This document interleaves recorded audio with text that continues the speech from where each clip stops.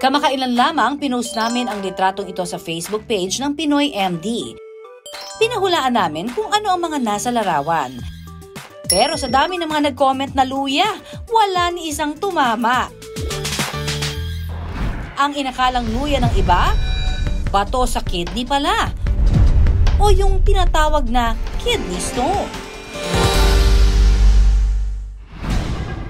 Si Shelo, sa edad na 26, iisa na lamang ang kidney at kinakailangan ng magpa-dialysis.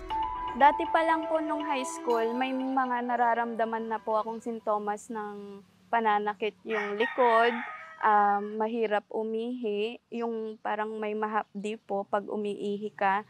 Then, nagmamanas na po at pabalik-balik yung lagnat.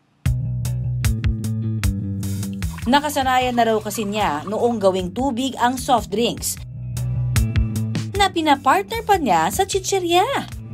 Since high school po, mahilig po ako sa soft drinks. Parang yun na po yung ko po, tubig po sa araw-araw. Hanggang nitong 2020, bigla na lang daw nakaramdam si Shelo ng hirap at sakit kapag siya'y umiihi, na sinabayan pa ng lagnat at pananakit ng kanyang lower back. Tiniis daw niya ito sa loob ng 2 taon. At nang magpa-check up sa doktor nito lamang Enero, nalaman niya na mayroon na pala siyang kidney stones. At ang itinuturong dahilan, ang pagkahilig niya sa soft drinks at chichirya. Nung nakita ko yung resulta ng kidney stone na ganun kalaki, sobrang nanlumo po ako kasi sa mga pagkain na masasarap, parang hindi ko akalain na magkakaroon ako ng ganung kalaking stone. Kapag nasobrahan kasi ang pagkahilig natin sa maaalat, nagkakaroon ng salt deposit sa ating kidneys. Namumuo ito hanggang sa maging kidney stones na posibleng bumara sa ating urinary bladder.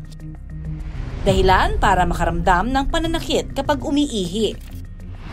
Papaano naman nakapagdudulot ng kidney stones ang madalas na pag-inom ng soft drinks? Yung carbonated drinks or yung soft drinks na tinatawag natin, meron siya na tinatawag na phosphoric acid. Yung phosphoric acid, yun yung nagpo-promote ng kidney stone formation. No?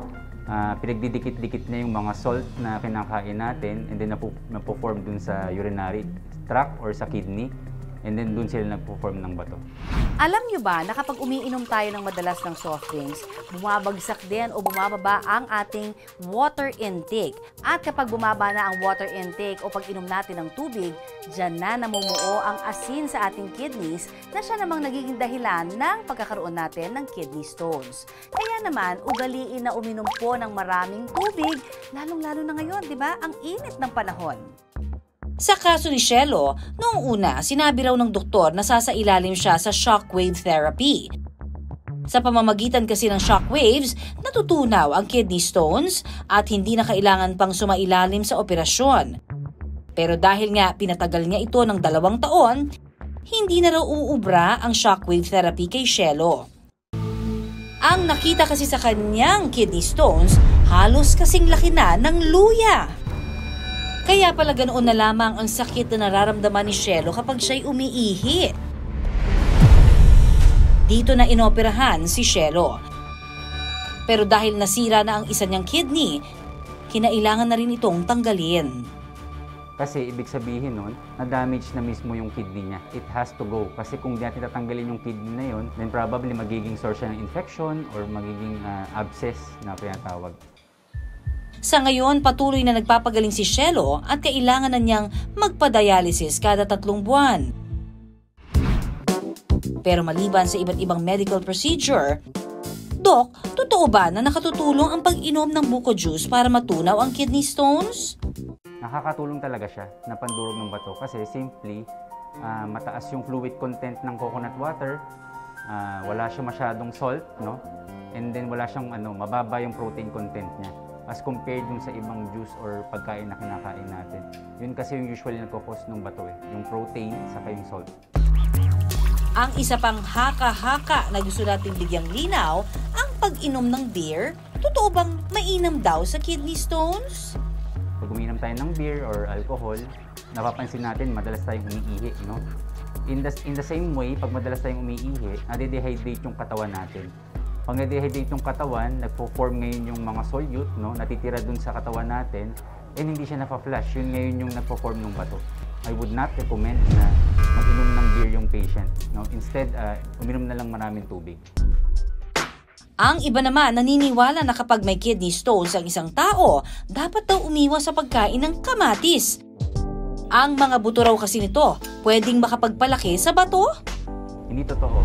Kasi ang kamatis, no, although high siya sa oxalates, yung oxalates kasi isa sa mga component yun na nagiging bato, pero ang oxalate content ng tomato o ng kamatis mababa lang. So hindi siya magiging prone sa kahit anong